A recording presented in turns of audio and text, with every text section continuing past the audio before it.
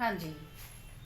राधे राधे दर्शकों, आप सभी को दिल की गहराइयों से बहुत बहुत राधे राधे। कैसे हैं आप सब? आशा है सब पूर्ण कुशल होंगे, मंगल होंगे। इसी मंगल कामना के साथ करते हैं आज की शुरुआत। देखिए, आज मैं जो प्रसंग आप लोगों के साथ साझा करने जा रही हूँ, जो प्रस्तुत करने जा रही हूँ, वो हमारे कर्मों से बहुत संबंधित है। देखिए, हम इस लोक में, इस मृत्यु लोक में अपने कर्मों का भुगतान करने के लिए आए हैं। हम सब जानते हैं ये बात। अपने कर्मों का पूर्णतया भुगतान, अब वो कर्म किस रूप में हमें भोगने हैं, ये हमारे कर्मों पर डिपेंड करता है। पूरी तरह कर्मों पर निर्भर करता है कि वो कर्म हम कर्म दंड के रूप में भोगेंगे या कर्म फल के रूप में। अब जब तक ये भुगतान पूरा नहीं हो जाता, तब तक हमारा यहाँ से जाना, यहाँ से निकासी लगभग असंभव है। हम सब जानते हैं ये बात। उद्देश्य इस लोक में आने का, इस पृथ्वी पर आने का, इस दुनिया में आने का मात्र एक, अपने अपने कर्मों का भुगतान। किस रूप में, ये हमारी प्रवृत्ति पर, हमारे कर्मों पर निर्भर करता है। अब आज का प्रसंग मुझे भेजा है हरियाणा पानीपत से, जो अभी कुछ समय पहले ही हमारे इस छोटे से संसार से जुड़े हैं, इसका हिस्सा बने हैं। और उनकी सविनय विनती थी कि आज के इस वीडियो में मैं उनका ये प्रसंग आप लोगों के आगे प्रस्तुत करूं। तो चलिए शुरुआत करते हैं। ये किस्सा एक गांव का है। एक गांव, उस गांव में एक साहूकार रहा करता था।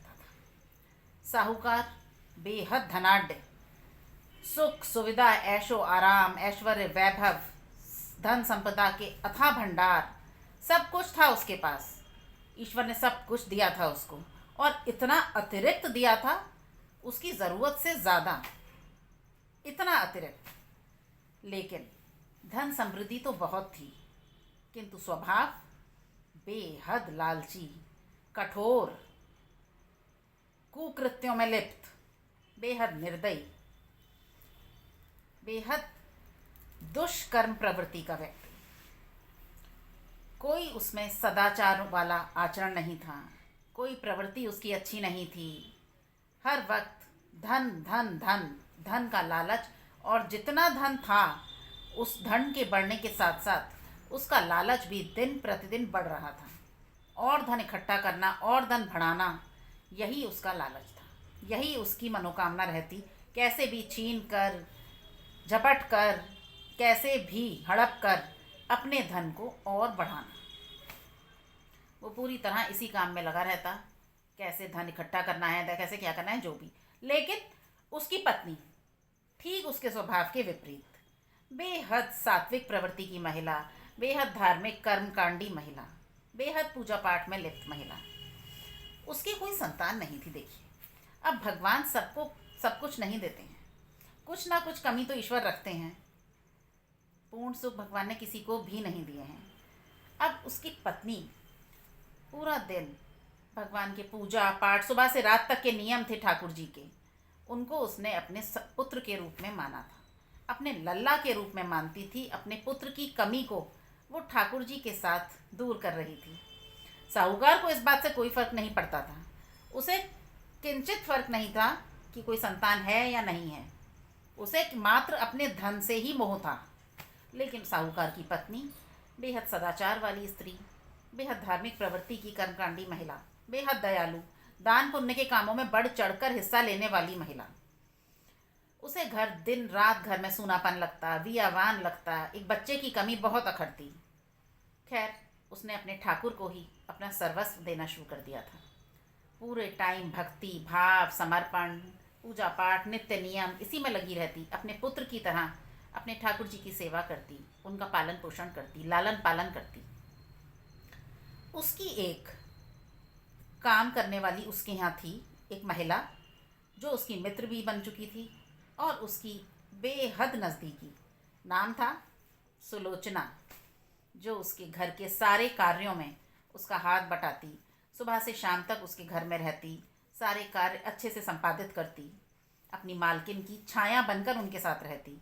उसी की तरह वो भी बेहद सात्विक, बेहद मेहनती और बेहद सुशील महिला, बेहद कर्मकांडी, सब चीज़ों में बेहद सादगी और सदाचार वाला स्वभाव, और अपनी मालकिन के प्रति बेहद वफादार। अपनी मालकिन को वो पूरा दिन सुबह से रात तक दुनिया भर के नित्य नियम, पूजा पाठ, भक्ति भाव, समर्पण अपने ठाकुर को करते देखती, ठाकुर के प्रति देते देखती। वो भी अपनी मालकिन से बहुत कुछ सीख चुकी थी। अब एक दिन उसको अपनी माताजी के लिए, माताजी की सेवा के लिए, साहूकार की पत्नी की माँ बीमार थी, उनकी सेवा के लिए उसको दूसरे गांव जाना था, साहूकार की पत्नी को। अब अपने ठाकुर जी की जिम्मेदारी किसको दे? एकमात्र सुलोचना के अलावा कोई नहीं था इतना भरोसे का, इतना विश्वास पात्र सुलोचना के अतिरिक्त। उसने सुलोचना को बुलाकर सारी बात बताई, सारा मामला बताया। सुलोचना सहर्ष स्वीकार करने लगी ठाकुर जी की जिम्मेदारी को। उसने उसी क्षण स्वीकार कर लिया, अपने ऊपर ले ली ठाकुर जी की पूरी जिम्मेदारी, उनके नित्य नियम की, सुबह से रात तक के सारे कामों की, सब चीज़ों की जिम्मेदारी सुलोचना ने अपने ऊपर ले ली। इतना कहकर, ये सब कर कर उसकी मालकिन दूसरे गांव चली गई अपनी माँ की देखभाल के लिए। अगले दिन सुलोचना सुबह 8 बजे तैयार होकर, नहा धोकर, बिल्कुल तैयार होकर पहुंच गई साहूकार के घर। ठाकुर जी की सेवा में तत्पर, सुबह से शाम तक सारे नियम उनके करे, जब उनको शयन करा दिया तत्पश्चात वो घर आती। 2 दिन ही बीते थे, 2 दिन के नियम सुलोचना ने पूरी निष्ठा के साथ निभाए। तीसरे दिन जब वो वहाँ पहुँची, तब साहूकार ने सुलोचना को अपने कमरे में बुलाया। उसने कहा, देखो तुम्हारी मालकिन गई तो 1 महीने के लिए थी, लेकिन उनको अभी और वक्त लगेगा, अभी वो 1 महीने में वापस नहीं आएंगी, इसलिए अब पता नहीं कितना वक्त लगे। अब तुम्हारी और इन मिट्टी की मूर्तियों की जो मंदिर में रखी हैं, जिनकी पूजा सेवा तुम्हारी मालकिन किया करती थी, अब इनकी ज़रूरत ना तो यहाँ मुझे है और ना इस घर को। तो बेहतर यही है तुम ऐसा करो, मंदिर में जितनी भी मिट्टी की मूर्तियाँ हैं, इन सब को ले जाकर घर के बाहर जो वृक्ष है उसके नीचे रख दो।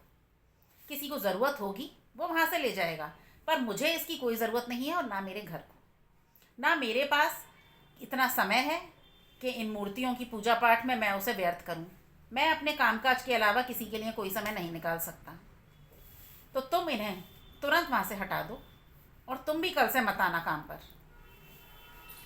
सुलोचना, जैसे उसके ऊपर वज्रपात हुआ, क्या कह रहे थे ये मालिक, कैसी बातें कर रहे थे, मालकिन को गए अभी 2 दिन हुए ही थे। तब उसने कांपते हुए स्वर में मालिक से इतना पूछा, इनकी पूजा सेवा मैं कर रही हूँ, आगे भी कर दूंगी, आप इन्हें मंदिर से क्यों हटा रहे हैं? अब साहूकार का लहजा बेहद कड़क और क्रोध में भरा हुआ। देखो लड़की, जितना तुमसे कहा जा रहा है उतना करो, तुरंत उन मूर्तियों को वहाँ से हटा दो और घर के बाहर ले जाकर रख दो कहीं। सुलोचना ने सारी मूर्तियाँ एक थैले में भरी, बेहद कांपते हाथों से, बेहद भारी हृदय से। लेकिन अब वहाँ एक बस मूर्ति रह गई थी, पीतल के लड्डू गोपाल। कैसे उठाए उन्हें उस मंदिर से, जिन्हें उसकी मालकिन अपने पुत्र के रूप में पूजती थीं, पुत्र के रूप में मानती थीं। तभी साहूकार वहाँ आ जाता है। साहूकार ने कहा, हटाओ इन्हें भी। तब सुलोचना ने बेहद कांपते हुए लहजे में कहा, आप कहें तो मैं इन्हें अपने घर ले जाऊं, मैं इनकी पूजा सेवा अपने घर पर कर लूँगी, आपको कोई आपत्ति भी नहीं होगी और मेरी बात का मान भी रह जाएगा। साहूकार ने कहा, ठीक है, मुझे क्या, ले जा। अब साहूकार का लालच थोड़ा चरम पर पहुंचा। उसने कहा, सुन, ये पीतल की मूर्ति है, मिट्टी की नहीं, मुझे इसके बदले में क्या देगी? सुलोचना ने कहा, आप क्षणिक रुकिए, मैं अभी आती हूँ। वो अपने घर गई। अपने घर पर उसे एक पात्र मिला तांबे का। वो उसे लेकर दौड़ी दौड़ी साहूकार के पास आई। बोली, ये लीजिए, इस मूर्ति के बदले में आप ये रख लीजिए, कुछ तो कीमत होगी इसकी। साहूकार ने सोचा, कुछ ना मिलने से अच्छा है कुछ तो मिला। उसने कहा, जा ठीक है, खाली कर, ये सब ले जा और कल से यहाँ आने की ज़रूरत नहीं है। उसने पीतल के ठाकुर जी की मूर्ति को अपने आंचल में समेटा, अपने कलेजे से लगाया और अपने पुत्र के भाव से, पुत्र प्राप्ति के भाव से वहाँ से लेकर अपने घर चली आई। घर आकर उसने ठाकुर जी को नहलाया धुलाया, अपने छोटे से मंदिर में उन्हें बिठाया। देखिए, सुलोचना की कोई संतान नहीं थी। अब जब ठाकुर जी उसको मिले, उसने उन्हें पुत्र प्राप्ति के भाव से ही ग्रहण किया था। एक पुत्र के भाव से उन्हें अपने साथ लाई थी, स्वीकार किया था। उसको पुत्र रत्न की प्राप्ति हो गई और ठाकुर जी को माँ मिल गई, एक आश्रय मिल गया, दूसरा घर मिल गया। खैर, अब सुलोचना का पति बीमार रहा करता था, पूर्णतया बिस्तर पर था, तो घर की जिम्मेदारी पूरी तरह सुलोचना पर थी, पति की जिम्मेदारी, और अब पुत्र की भी जिम्मेदारी उसके कंधों पर आ चुकी थी। अब सुलोचना के मन में वही मातृत्व वाले भाव जागृत हो चुके थे, वही वात्सल्य और वही मातृत्व जो एक माँ के मन में होता है। अपने लल्ला के लिए मेरे पास तो कुछ भी नहीं है, ना ठाकुर जी के वस्त्र हैं पहनाने के लिए, माला, मुकुट, बांसुरी, उनके बिस्तर बिछाने के, उड़ाने के मेरे पास कुछ भी नहीं है। तब सुलोचना ने निर्णय किया, मैं खुद अपने हाथों से अपने बेटे के लिए, अपने लल्ला के लिए सब चीज़ें बनाऊंगी। धीरे धीरे, थोड़ा समय लगेगा, पर मैं सब चीज़ें बनाऊंगी। तत्पश्चात सुलोचना को एक अन्य धनाढ़ परिवार में नया काम मिल गया। सुलोचना वहाँ पूरी वफादारी और ईमानदारी से काम करने लगी, जैसा कि उसका स्वभाव था, पूरी मेहनत के साथ। अब 4 पैसों की जीविका तो थी, लेकिन एक सदस्य घर में बढ़ चुका था और उसका खर्चा भी बढ़ चुका था। उसके ठाकुर जी, उसके लल्ला, उसके पुत्र। सुलोचना अब अपने वात्सल्य और मातृत्व के अभिभूत होकर सोचने लगी, अपने लल्ला को क्या क्या भोग लगाऊं। बच्चों को तो बहुत सारी चीज़ें पसंद होती हैं, कभी कुछ कभी कुछ। आर्थिक स्थिति बेहद कमज़ोर। तब उसने, सुलोचना देखिए हाथ की कारीगर थी, वो कपड़ों पर कढ़ाई का काम किया करती थी। दिन में तो सारा कार्य दूसरों के घरों में काम करते हुए बीत जाता था सारा समय, लेकिन रात्रि में 1-2 घंटा बैठकर वो हाथ की कढ़ाई करा करती थी वस्त्रों पर। आसपास के लोग उसे दे जाते थे, कुछ पैसों का सहारा लग जाता था। अब वही कार्य सुलोचना ने 4-4, 5-5 घंटे करना शुरू कर दिया, देर रात तक। मकसद एक ही था, अपने पुत्र के लिए ज़्यादा से ज़्यादा साधन जुटाना, ज़्यादा से ज़्यादा, कभी मिठाई, कभी फल, कभी पकवान, कभी कुछ, और ज़्यादा से ज़्यादा वस्तुएं अपने पुत्र के लिए उसे इकट्ठी करनी थी। कमाई शुरू हुई, सुलोचना की मेहनत रंग ला रही थी, लोग उसकी चीज़ें पसंद कर रहे थे। जिस घर में सुलोचना काम करती थी, एक दिन वो मालकिन उसके घर आई किसी काम से। अब उन्होंने देखा, इससे पहले मैं आपको बताऊं, सुलोचना छोटे छोटे कपड़ों के टुकड़े लाई थी पास में दर्जी की दुकान से, और उसने उन्हें सिलकर, उन पर अपने हाथ से कारीगरी कर कर, कढ़ाई कर कर, इतनी सुंदर, बेहद खूबसूरत ठाकुर जी की पोशाकें तैयार करी। तत्पश्चात उसने ठाकुर जी की बांसुरी, माला, मुकुट तैयार किया। उसके पश्चात उसने ठाकुर जी के बिस्तर तैयार करे। अब उसके लल्ला के पास, उसके पुत्र के पास वो समस्त सामान था जो हर घर में ठाकुर जी के पास प्राय हुआ करता है, सामान्यतः हुआ करता है।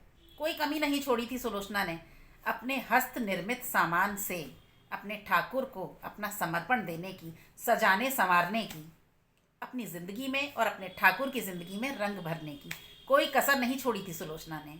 उसकी मेहनत रंग ला रही थी। अब एक दिन जब उसकी मालकिन उसके घर आई, उसने उन्हें सम्मान से बिठाया। तभी उनकी नज़र सुलोचना के मंदिर पर गई। वो उस मंदिर को देखती रह गई, ठाकुर जी को देखती रह गई। तब पास जाकर उन्होंने सब चीज़ें बेहद गौर से देखी और सुलोचना से पूछा, ये सब तूने कहाँ से खरीदा, मुझे भी बता। तब सुलोचना ने बताया कि ये सब उसके स्वयं के हाथ से निर्मित है, हस्त निर्मित चीज़ें हैं, उसने कहीं से नहीं खरीदी। उसके वात्सल्य और मातृत्व भाव से बनी हैं ये चीज़ें। तब उसकी मालकिन ने कहा, मुझे भी ऐसा ही सामान चाहिए, तू मेरे लिए भी बना दे, कीमत तू जो चाहे मुझसे ले लेना। सुलोचना बेहद मेहनती, अपनी मालकिन के लिए उसी रात बैठकर उसने 4, 5, 6 घंटे लगाकर सारी वस्तुएं तैयार करी, उनको पहुंचाई। उन्हें वे बेहद पसंद आई। अब आप यहाँ देखिए, जब मालकिन के पास सारा सामान पहुंचा, 2 लोग 4 लोग, 6 लोग, 8 लोग कब और जुड़ गए। उसकी मालकिन ने सुलोचना को बुलाकर बताया कि मेरा ही जैसा सामान इन सब लोगों को भी चाहिए, इनकी भी मांग है, इन्हें भी वैसा ही सामान अपने घर के ठाकुर जी के लिए चाहिए, क्या तू बना देगी। सुलोचना सहज स्वीकार कर तैयार हो गई। अब कब 8 से 16 हुए, 16 से 28 हुए, जैसे उसके ग्राहक बढ़ते गए। अब ग्राहक बढ़ रहे थे ठाकुर जी की कृपा से, तो जीविका का साधन भी बढ़ रहा था, कमाई भी बढ़ रही थी, आमदनी तेज़ी से बढ़ने लगी। अब मांग लोगों की इतनी बढ़ने लगी, उसका जो हाथ की कारीगरी का हुनर था वो बहुत आगे तक लोगों तक पहुंचने लगा, लोगों को उसके बारे में जानकारी होने लगी। अब लोग उसको संपर्क करने लगे, उन्हें तरह तरह की वस्तुएं ठाकुर जी की बनवानी होती थी उससे। सुलोचना सिर्फ काम करने के इरादे से नहीं बनाती थी, काम करने के भाव से नहीं बनाती थी सामान, वो इस भाव से बनाती थी कि जैसे मेरे ठाकुर वैसे सबके ठाकुर, जा तो मेरे लल्ला के लिए ही रहा है ना, उसी भाव से बनाया करती थी। अब इतनी मांग लोगों की बढ़ने लगी कि सुलोचना को अपनी मदद के लिए 4-5 महिलाएं रखनी पड़ी। वो खुद बनाने में असमर्थ थी इतना सामान। अब उसके पति की स्थिति भी बिल्कुल ठीक हो चुकी थी, पूर्ण रूप से स्वस्थ हो चुका था, और वो भी उसके काम में उसका हाथ बटाने लगा। धीरे धीरे स्थिति इतनी संभलती गई, इतनी आर्थिक स्थिति मजबूत होने लगी, सुलोचना को वो घर छोटा पड़ने लगा। सुलोचना ने एक बड़े मोहल्ले में एक बड़ा घर खरीदा, जहाँ वो अपने पति और अपने प्यारे से पुत्र के साथ रहने लगी। अपने लल्ला के साथ मंदिर जो बेहद छोटा था, अब उसने एक नया मंदिर बना लिया था उस घर में। सारी वस्तुएं लेकिन उस मंदिर में उसके स्वयं के हाथ से निर्मित थीं। उसके लल्ला के पास कोई कमी नहीं छोड़ी थी सुलोचना ने अपने लल्ला के लिए। अब एक दिन आर्थिक स्थिति तो बेहद मजबूत हो चुकी थी, दिन बदल चुके थे, परिस्थितियां बदल चुकी थीं। सुलोचना का समय पूरी तरह बदल चुका था उसके ठाकुर की कृपा से। अब सुलोचना इतनी मजबूत स्थिति थी, अब वो स्वयं तो कुछ कार्य नहीं करती थी, उसने पूरा एक कारखाना तैयार कर लिया था। वहाँ ढेरों लोग महिलाएं कार्य किया करती थीं। बहुत अच्छा उसका काम चल रहा था। अब सुलोचना दान पुण्य के कार्यों में, धार्मिक कार्यों में बढ़ चढ़कर हिस्सा लेने लगी थी, जैसा उसका स्वभाव था। एक दिन सुलोचना मंदिर के बाहर कुछ दान पुण्य करने के इरादे से गई। उसने वहाँ सामान वितरित किया, सर्दियाँ आने वाली थी, उसने गर्म कंबल बांटे। जब सबको गर्म कंबल बांट चुकी, तत्पश्चात एक वृद्ध फटे पुराने चीथड़ों में पीठ कर कर कोने में सुकड़ा हुआ बैठा था। सुलोचना उसके पास गई, उसने उसको आवाज़ लगाई, बाबा ये लीजिए। वृद्ध उसकी तरफ मुड़ा। जैसे ही वो वृद्ध उसकी तरफ मुड़ा, सुलोचना के हाथों से सब सामान छूट गया। एकदम हृदय से आह निकली, ये क्या। जानते हैं कौन था वो? वही साहूकार जिसने सुलोचना को, उसके ठाकुर जी को, भगवान को मंदिर से और घर से निकाला था, बेहद अपमानित कर कर। वही साहूकार था वो। सुलोचना को उन्हें पहचानने में देर ना लगी। भाई पहचानती भी कैसे ना, उसने बरसों काम किया था उनके यहाँ। तत्पश्चात उसके मुंह से निकला, मालिक आप? साहूकार अपनी धुंधली आंखों से सुलोचना की तरफ देखने लगा, कोशिश कर रहा था उसको पहचानने की। तब सुलोचना ने याद दिलाया, मैं सुलोचना कुछ वर्ष पहले आपके यहाँ काम किया करती थी।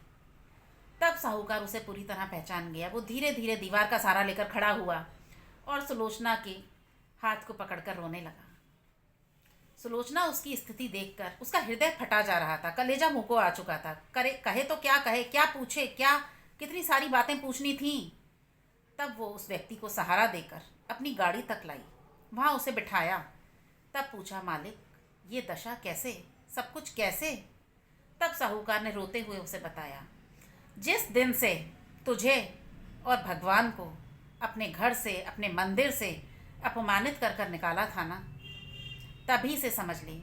कुछ दिन पश्चात जब मेरी धर्मपत्नी वापस आई, उसे इस कुकृत्य का पता चला, उसने बिस्तर पकड़ लिया और कुछ महीने में ही वो मुझे अकेला छोड़कर चली गई इस दुनिया से।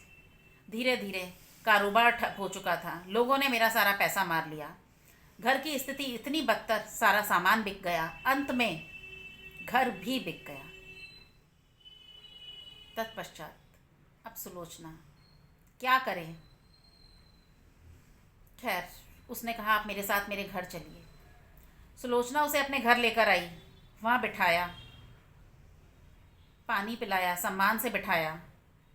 तभी साहूकार की दृष्टि सुलोचना के घर में मंदिर पर गई। वो जैसे तैसे सहारा लेकर मंदिर तक गया। वहाँ देखा वही ठाकुर जी विराजमान थे, वही ठाकुर जी विद्यमान थे जिन्हें उसने अपमानित कर कर अपने घर से निकाला था, अपने घर से बाहर किया था। तब वो बुरी तरह फूट फूट कर रोने लगा। तब सुलोचना वहाँ आई। उसने कहा, मालिक, इनसे विनती कीजिए, आप गुनहगार इनके हैं, मेरे नहीं। इनसे माफ़ी मांगिए, जितनी मांग सकें इनसे मांगिए माफ़ी। बहुत बड़ा हृदय है इनका, करुणा निधान है ये, आपको माफ़ कर देंगे। तब साहूकार के पास ना कुछ बोलने को था, ना कुछ सुनने को। वो बस रो रहा था, हाथ जोड़े भगवान से मात्र इतने शब्द निकले, प्रभु, ये कर्म दंड अब भोगा नहीं जा रहा है। अब इस कर्म दंड को यहीं समाप्त कीजिए और मुझे मृत्यु दीजिए।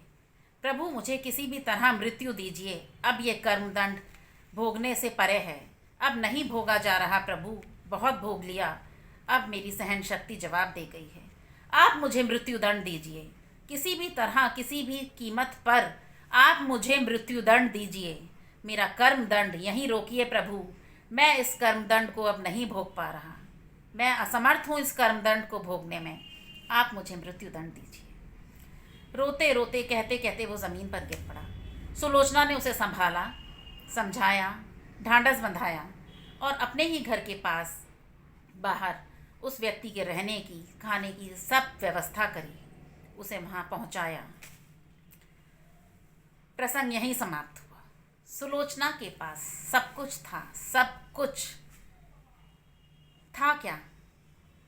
जब वो ठाकुर जी को वहाँ से अपने घर लेकर आई थी, उस साहूकार के यहाँ से, देखिए वो क्षण जब साहूकार ने ठाकुर जी को और सुलोचना को उस घर से निकाला था, वो क्षण, उस क्षण में दोनों की स्थितियाँ बदली, दोनों का समय बदला। एक को कर्मों का भुगतान दोनों को करना था, एक को कर्म दंड के रूप में और एक को कर्म फल के रूप में। भुगतान दोनों का तय था उसी क्षण, स्थितियाँ दोनों की बदली उसी क्षण, समय दोनों का बदला उसी क्षण, जब साहूकार ने सुलोचना को उसके ठाकुर जी सहित घर से बाहर निकाला था। कर्मों का भुगतान तय था दोनों के लिए, एक को कर्मों का भुगतान दंड के रूप में मिला और एक को फल के रूप में। एक ने बचा हुआ सारा जीवन कर्म दंड भोगा और एक ने बचा हुआ जीवन कर्म फल के रूप में भोगा। एक का जीवन उजड़ गया, एक का जीवन संवर गया। ऐसा संवरा कल्पना से परे था। जो सुलोचना के भाव ही तो थे, उसने पुत्र रूप में ही तो अपनाया था ठाकुर को। इसीलिए कहती हूँ, कर्म कीजिए, ऐसे कीजिए कि उनका कर्म का जब भुगतान का समय आए, वो कर्म दंड के रूप में ना आए, वो कर्म फल के रूप में आगे आएँ। जिनका भुगतान हम करें वो कर्म फल के रूप में करें, कर्म दंड के रूप में ना करें। दीजिए अपना सर्वस्व, अपनी भक्ति, भाव, आस्था, पूर्ण विश्वास अपने ठाकुर को। वो तीनों लोगों के मालिक हैं। देखिए, त्रिलोकी नाथ हैं। आपकी झोलियाँ, आपके दामन को ऐसे भरेंगे, ऐसे ऐसे ऐसे भरेंगे, दुख के दिन ऐसे ऐसे ऐसे कटेंगे, आप खुद नहीं सोच पाएंगे। लेकिन सर्वस्व आपको देना पड़ेगा अपने ठाकुर जी को। देने वाले, सब कुछ करने वाले, भाग्य विधाता वही हैं, वही हैं मेरे दोस्त, वही हैं। तो कर्म कीजिए ऐसे कि कर्म जब आगे आए, दंड के रूप में नहीं, कर्म फल के रूप में आगे आए। कीजिए कर्म ऐसे।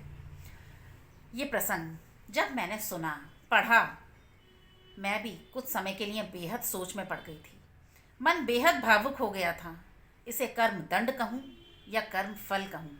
तत्पश्चात फैसला किया कि ये कर्म दंड और कर्म फल दोनों ही है, क्योंकि परिस्थितियाँ दो की बदली, भुगतान दो ने किया। एक ने कर्म दंड के रूप में, दूसरे ने कर्म फल के रूप में। तो चलिए, आशा है आज का प्रसंग आपको बेहद पसंद आया होगा। और जानते हैं, वो व्यक्ति, वो जो साहूकार, जब उसको मंदिर के बाहर मिला था ना, वो भिक्षा मांग रहा था। बैठा हुआ भिक्षा का पात्र उसके पास था। वो कौन सा पात्र था जानते हैं? जो पात्र सुलोचना ने उसको दिया था, अपने ठाकुर जी को लेने के बदले में, वो वही पात्र था। खैर, अब वीडियो को यहीं विराम देते हैं। आशा है प्रसंग आपको बेहद पसंद आया होगा। मुझे दीजिए इजाज़त, मिलती हूँ एक नई वीडियो में आपके साथ। जाने से पहले एक बार फिर कहूँगी, कर्म ऐसे कीजिए, कर्म ऐसे कीजिए कि जब वो आगे आएँ, कर्म दंड बनकर नहीं, कतई नहीं, कर्म फल बनकर आएँ। कृष्ण मुरारी अष्टभुजाधारी मोर मुकुटधारी आपके कर्मों का फैसला आपके कर्म फल के रूप में आपको दें, कर्म दंड के रूप में नहीं। तो चलिए, मिलती हूँ बहुत जल्द। तब तक के लिए जय जय श्री राधे, जय जय श्री राधे, जय जय श्री राधे, जय जय श्री राधे।